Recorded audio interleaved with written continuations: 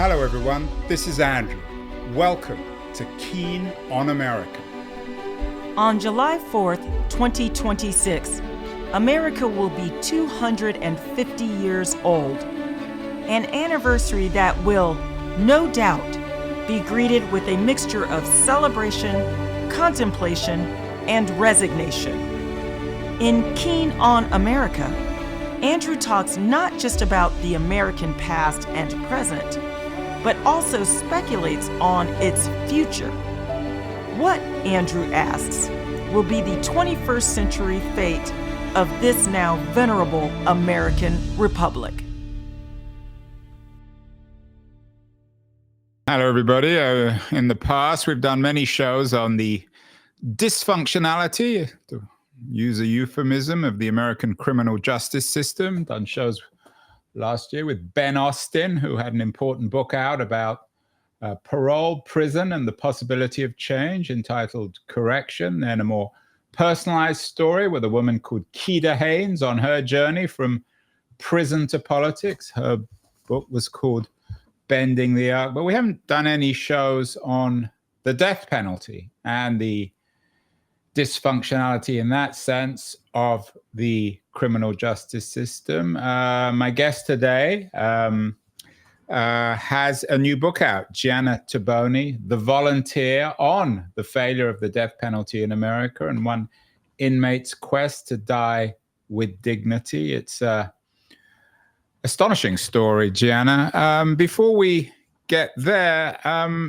is the issue of death row and the capital punishment system in America, how intimately bound up with it is it in the broader dysfunctionality of the American criminal justice system?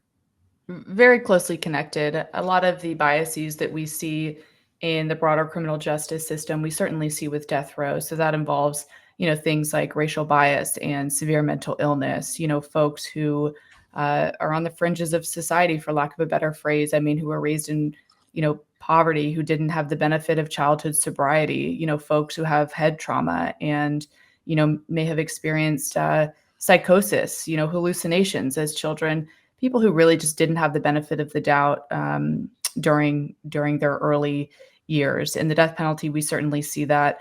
The protagonist of my book, frankly, did not fit into that box. He was an outlier in more way than one. So tell me about, you call him the protagonist, Scott Dozier. Tell me about him. Well, Andrew, I first wrote him a letter in 2017. Frankly, I just needed an interview with a death row inmate for a documentary that I was doing for a program called Vice on HBO. I didn't know if I'd ever hear back from him. And then I saw my phone light up a few days later and it was him. And that started, a series of conversations that we had for more than a year, on average, a few times a week. And what immediately struck me about this guy is that he wasn't the character that you typically see in media. This wasn't an innocence case. He was a violent offender. The crimes that he was convicted of were completely brutal. And he was volunteering for execution. He was raising his hand. He wrote the judge a letter and he said, let's get this over with. He said, you sentenced me to death, so let's see you do it. In some ways, he called the bluff of the state, in their promise to kill him. And, that in conjunction with his personality, in the book, I say his use of profanities was as advanced as his vocabulary. He was just an outlier in more than one way. And I find that fascinating. Fascinating and disturbing. What crime or crimes did he commit that resulted in him being put to death? He was convicted of murder in 2 cases. The capital case was in Nevada, the one prior in Arizona. In the Nevada case, he was convicted of killing a man named Jeremiah Miller in a drug deal gone south.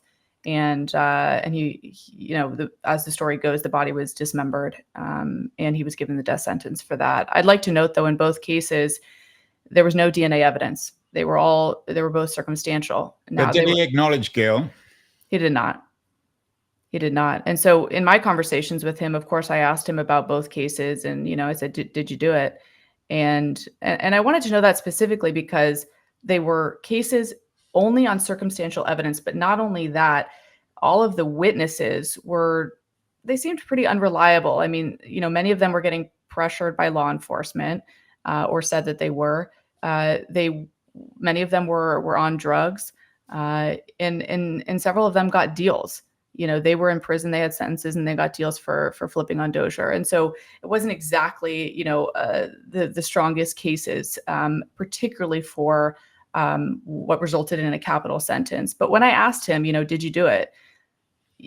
For the Nevada one, he kind of talked around it, and he said, look, if you live in the underworld, if you agree to be in the drug business, you sort of subscribe to the unwritten rules of like anything can happen.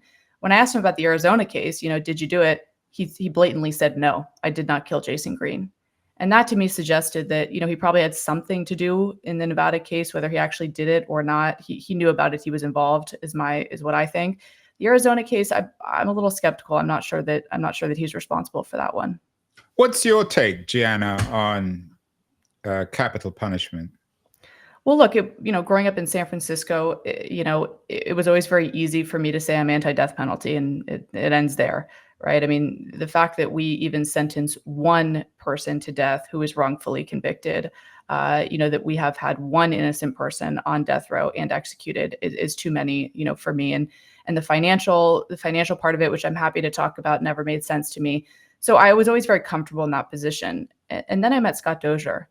And I walked death row with him, and I went to his cell, and I said, why are you volunteering for execution? And he threw his hands up in his cell, and he said, this is where I live 22 to 24 hours a day, and he was in his 40s, and he had probably had another few decades to live. And he said, this is unacceptable to me. I'd rather be dead than live my life like this. And because he had been sentenced to death, I felt like, he should be able to activate that sentence. And that really complicated my view of the death penalty. So your argument is that you grew up in San Francisco, and in our liberal city, nobody is for the death penalty. But then you met this guy who may or may not have killed someone. You saw how he lived in prison and the fact that he wanted to die. So you changed your mind. Is that what you're saying? Well, I think in his case, I felt like he should have had that option. I'm still completely and totally disturbed by how shameful this practice is carried out in our country. And I also tried to shake myself out of my comfort zone in the pages of this book by, putting myself, in the shoes of a parent in Uvalde, Texas, with that school shooting, for instance. And you can never, of course, understand, what it's like to experience the ultimate tragedy as those parents and many others have in this country. But I'm a parent, and that really, I really grappled with my views when I started to think about, experiencing that pain and thinking about what I would want to do, frankly, to the perpetrator in that situation. And that made it, I don't know, that created some internal conflict for me. Now, look, do I think the state should be able to kill citizens the way it's being done now? Absolutely not. But I also don't think that that's for me to decide. I believe in democracy, and I think voters should be able to, decide whether or not this practice is carried out in their name. What I'm pressing voters and politicians to really pay closer attention to is how this is being done in our country, because I think that people conveniently look the other way and just assume people are falling asleep peacefully on, gurneys in these death chambers. And I don't believe that's the case after reporting on this book. Yeah, there have been some recent horrifying reports of how people were put to death. And you mentioned Uvalde. We did a show a few months ago with the owner of the local newspaper there, who wrote a book about the trauma of that day. Are you suggesting then, I mean, obviously, if you murder someone, you need to be punished. When Dozier said that he wanted to die, was that in a sense an escape from being stuck in a cell for 24 hours a day?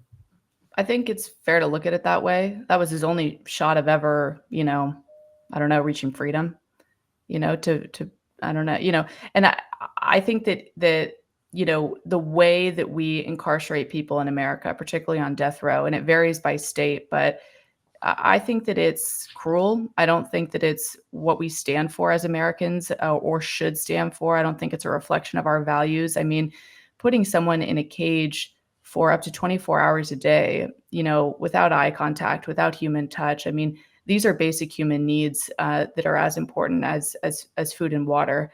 And, I think that we are subjecting people to, what is effectively psychological torture. And I don't think that's right. And look, I think what this book taught me and what Dozier taught me is sometimes not getting executed is actually worse than the execution itself. Yeah, that was my point, that it's a worse punishment.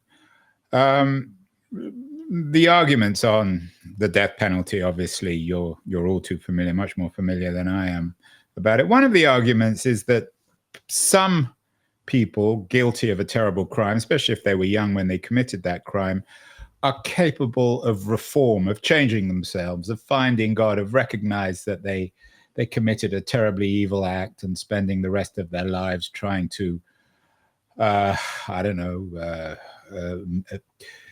give something back. Did you learn that from Dozier? Was he, if he was still alive today, might he have reinvented himself? I don't know.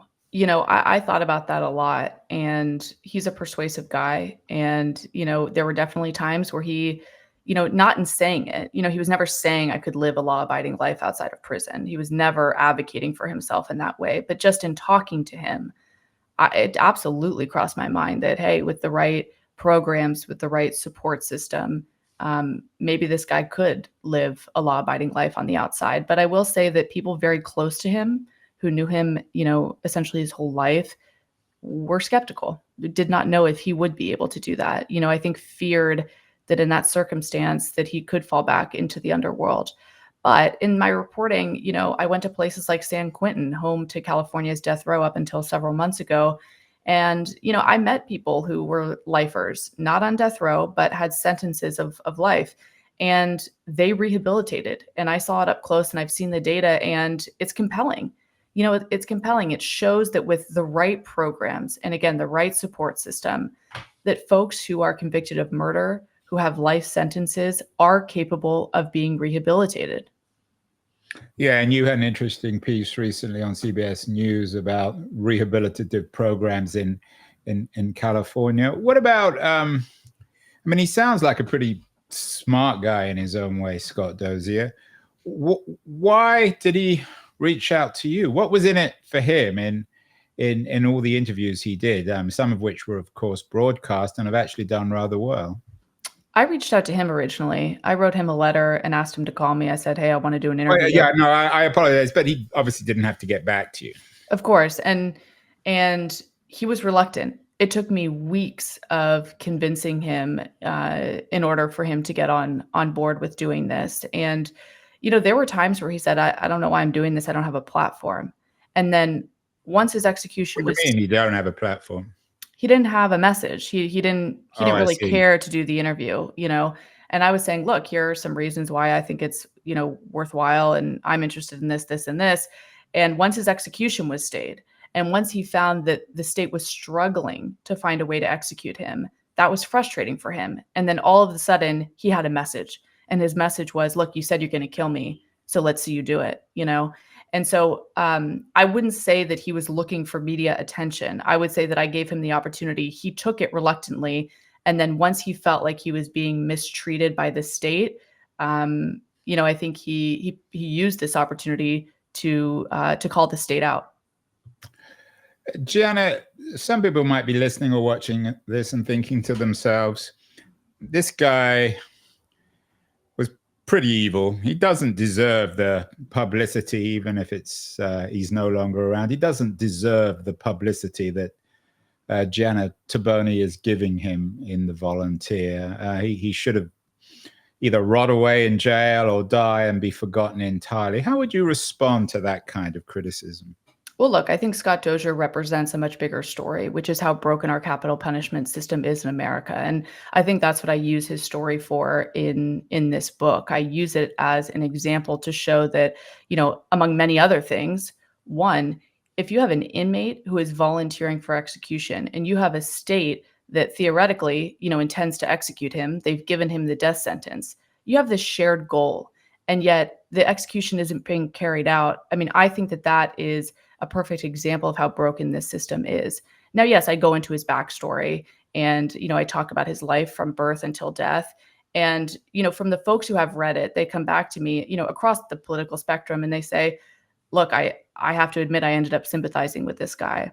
And look, what I would say to folks about that, Sympathizing in what sense? well, in the sense that, look, people are complicated. Okay. He was convicted of some very brutal acts, but he's also human.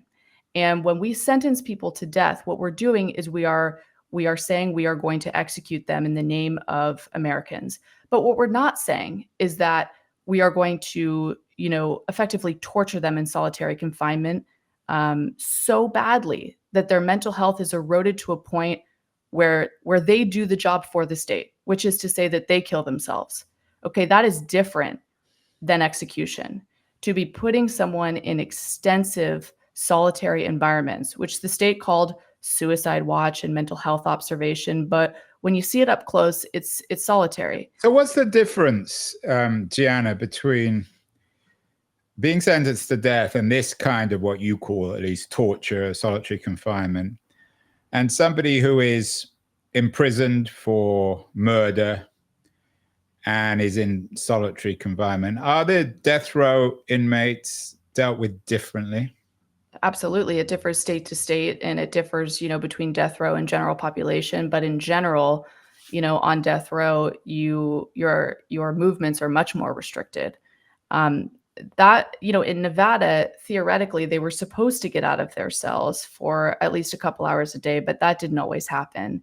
And with Scott Dozier in particular, he was put in, as I said, suicide watch and mental health observation. And when you read the book, you understand how different that is from death row.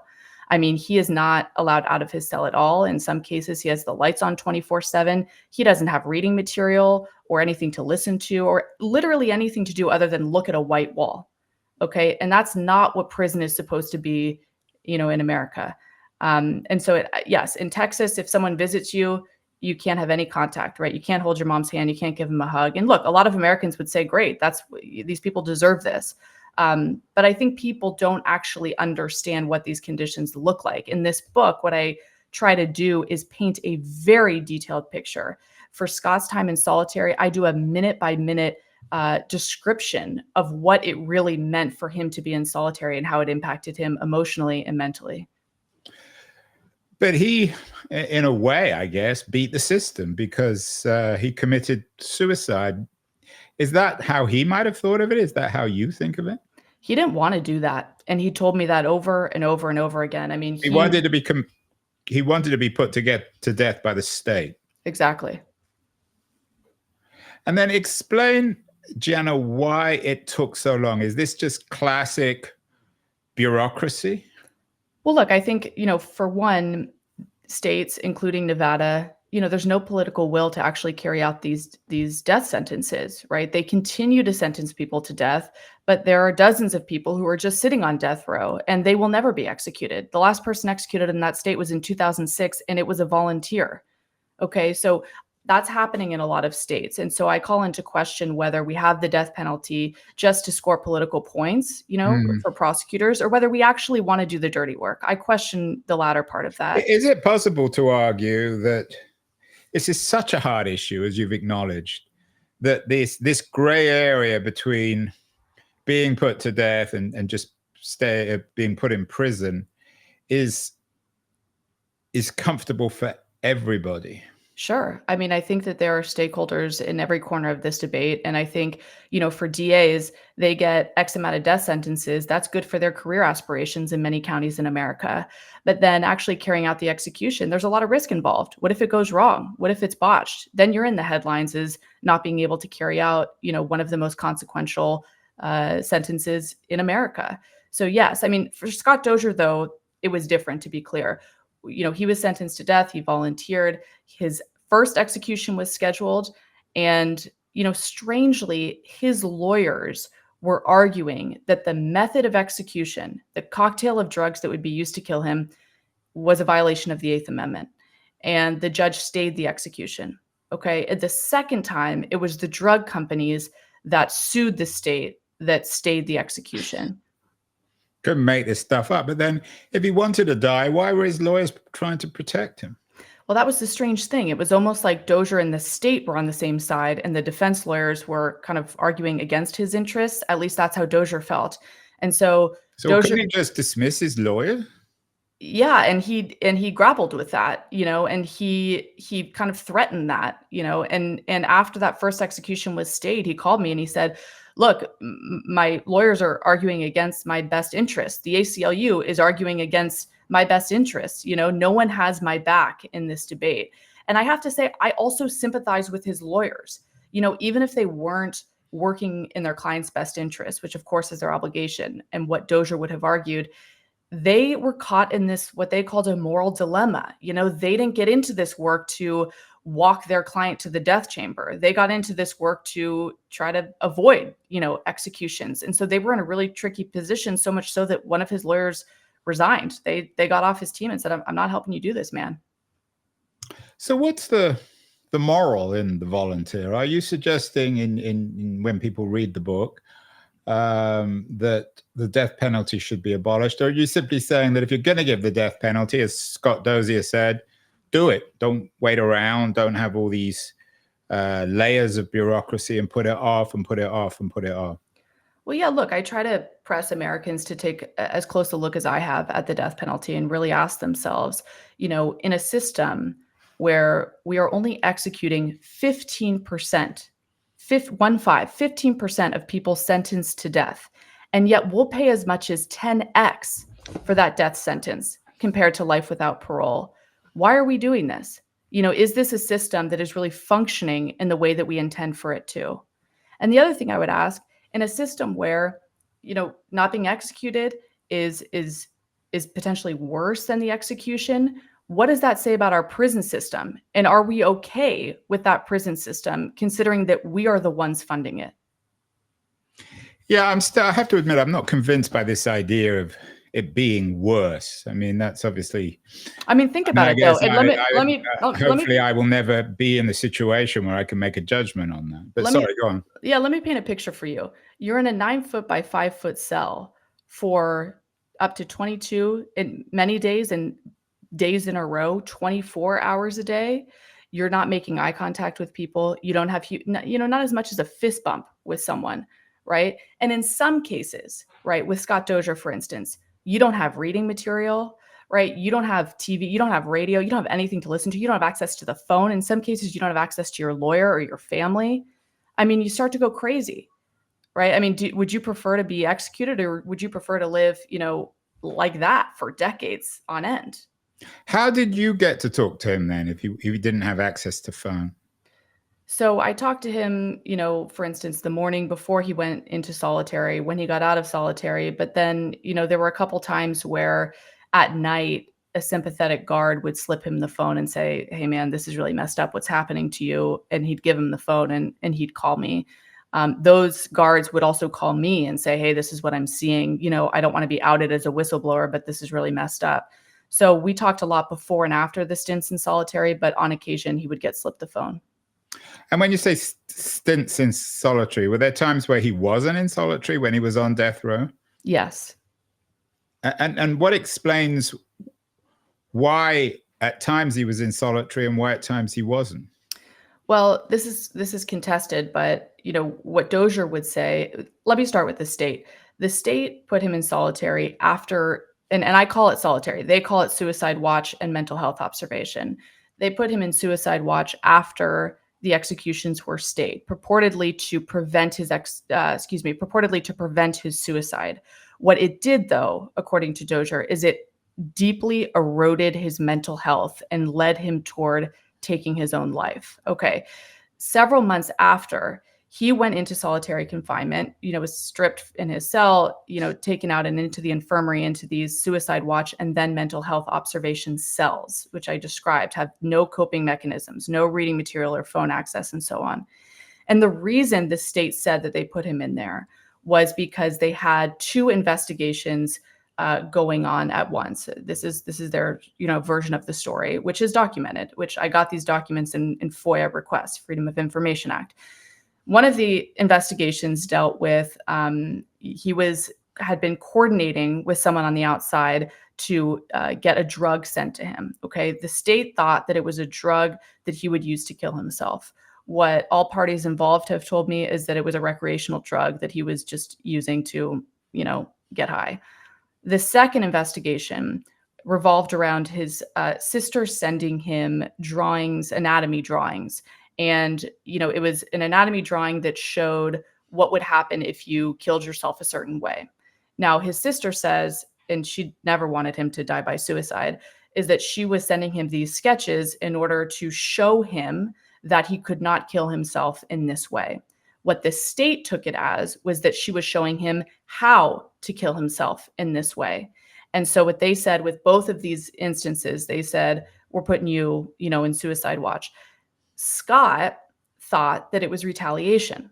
He thought the state was retaliating against him for being a loudmouth, for embarrassing the state. We had done our interview where he called out, the state and embarrassed them, and it was racking up millions of views by the time, he was put into solitary. Not to mention, I was interviewing all of his friends on death row at the time. Did you ever have any scruples again? I mean, you put it on Vice News. You were a long time journalist at Vice. I mean, this has had millions of views. It had millions of views. And it wasn't until I really put the timeline together afterward and started thinking about, okay, I was interviewing that inmate, and they were talking about the poor conditions and the mistreatment by the state. And once I started lining all these things up, I thought, they may have been retaliating against him. There were also some internal documents that I came across that made me feel like, that could be a good theory. I mean, one of the guards called me and said as much. He said that they don't like that he's doing all this media. That's why they're doing this. That's why they're putting him in there. Who are they? You mean the senior people within the prison system? There was one guard who called me and told me that was his opinion, and a second guard that I interviewed later who said the same thing. In addition to that, there was a medical provider who was working in the prison who was overseeing Dozier's treatment in these solitary cells, and she said, based on the contemporaneous notes I was able to get access to, "You're not the star anymore, Dozier. You're not the star." And that to me suggested, okay, what does she mean? You're not the star anymore? What makes someone a star? I think it's probably being on YouTube and getting 10 million views. Yeah, we did a show last week with Brian Goldstone's written a book about people who are working and homeless, and he talks about their invisibility, that people don't know about them.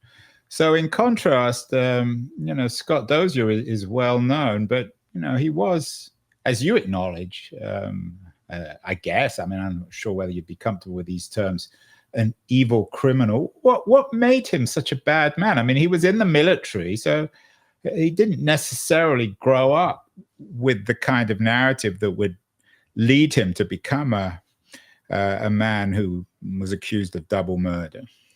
As I say in the book, I really don't subscribe to the sort of Hollywood version of how people, land on death row, for instance. I don't think it's ever as simple as, oh, he tortured animals in his backyard when he was a kid.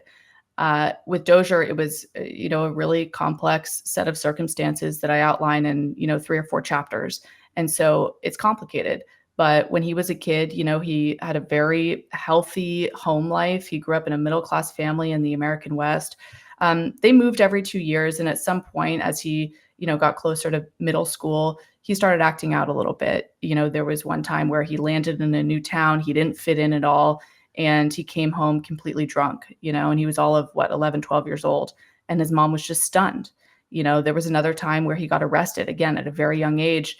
And the cops started throwing all kinds of charges against him, things he actually wasn't responsible for. He didn't actually live in the city when those crimes were being committed.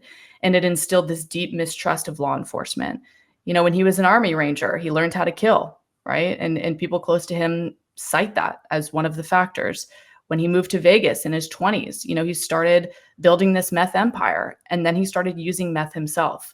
And I think meth is the one that probably did him in. So I take your point that you spend a few chapters in the new book, The Volunteer, on this, but how would you summarize it? I mean, when we think about creating a society where there are fewer Scott Doziers. What can we learn from this story? I think a lot of, with Dozier's, again, it's complicated, but I think that drugs have, drugs like meth, and now we have a different version of meth circulating in some cities, including San Francisco, which, is referred to as this super meth. It deprives people of sleep. It creates psychosis. It can make people violent, and I mean, look, we've had warnings on drugs forever. I think that's clearly not the only thing that's wrong with his story, but I think that he just had a unique set of circumstances, and I think that there are a lot of lessons woven throughout his story. Should we mourn Scott Dozier? I mean, do you mourn him? I mean, sure. Look, I think that when you have somebody who was mistreated by their government, in a way that is not part of the system. This is not how the system is supposed to work. And they are forced, essentially to kill themselves, right? Instead of the state executing him. Yeah, I think we should mourn him. I mean, when you say forced, I mean, how many other examples are there of people like Scott Dozier on death row who commit suicide? I mean, the suicide rate for people on death row is much higher than it is for general population. What is that rate? I mean, I think 10x general population. So what does that mean? I mean, that's a ton more people, and I think the reason is because these solitary environments create these symptoms of psychosis. I mean, I think that they really impact people. I think they make people more depressed. I think they enhance anxiety to a point where, people feel that it's actually better to take their own life than it is to live in this environment.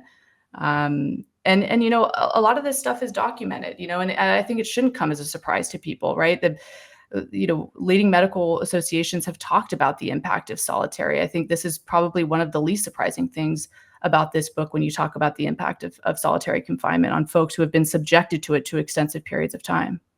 So when you say forced, you're really suggesting that the state, in this context at least, or this example, was guilty of the murder of Scott Dozier.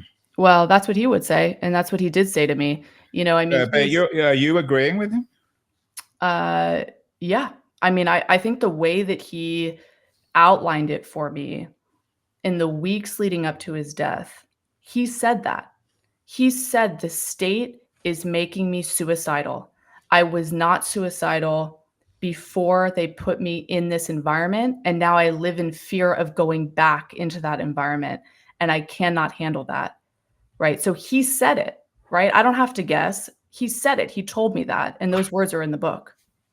Does he personalize it at all when he talks about, quote unquote, the state? Were there particular judges or lawyers or prison officials that he thought were guilty of killing him, of making him suicidal? Well, he doesn't put it in those words. No, I mean, he, as you'll know if you read the book, he has this relationship with the warden that is contentious, and it's contentious because he feels like the warden is after him. But then he stops blaming the warden at some point because he feels like the warden is just following orders. And there's a health professional who is involved in his care, so-called care, but who he has a good relationship with, and who tells him, look, I have no power here. These orders are coming from the director. They're coming from the governor, right? So you're talking about people who are in very high political offices here, who this person on the mental health team is saying, we can't do anything about this because we are being directed from the top. And he actually wrote that in some contemporaneous notes that I got access to. Now, I will say that he then went back on that when he had to submit an affidavit, months later. He went back on that and said, actually, we weren't being directed by anyone. We were doing what we thought was in the best interest of this inmate. These kind of stories often have a religious component. Often people on death row find God one way or the other. Was there any of that in the Scott Dozier case? No, but I agree with you. No, he wasn't religious, but there, of the folks that I've met on death row, many of them are religious, and that's very helpful to them. That gives them hope. Well, finally, Gianna, it's such a a troubling story and such an important one. Congratulations on the book. What have you learned on human life itself? I mean, it's so complicated because, of course, Dozier was put to life for taking the lives, supposedly, of two other people. But what have you learned about the value of human life from the work you've done and from writing The Volunteer? How has it changed? And it sounds like in a way it's changed your life as well, that call you once made, or that attempt to talk to Dozier. Well, Andrew, when I met one death row inmate in Texas, this is not Scott Dozier, I was emotional about the crime that he committed. He had killed a child and his partner, and I saw that guy as a monster and nothing else. And when I met him and when I heard about his childhood and when I started to understand him as a human being, I started to look at his story from the time he was born, not the time he committed the crime. I realized that we have to look at people in a holistic way. And I think that we have to consider that folks on the fringes of society, have gotten to that place for a reason. And I think that we could all use a little bit more compassion when dealing with these folks, whether they're people living on the street addicted to meth or people on death row. Well, Gianna Toboni, the author of The Volunteer, I'm not sure I want to congratulate you for the book. I wish you didn't have the need to write it, but it's out there. It's an important book. The failure of the death penalty in America and one inmate's quest to die with dignity. Some people might argue that he had no right to die with dignity, but it's an important and controversial issue, complicated. So Gianna, congratulations on the book, and love to get you back on the show in the not too distant future. You do lots of interesting work on many fronts in the United States. Thank you very much. Thank you, Andrew.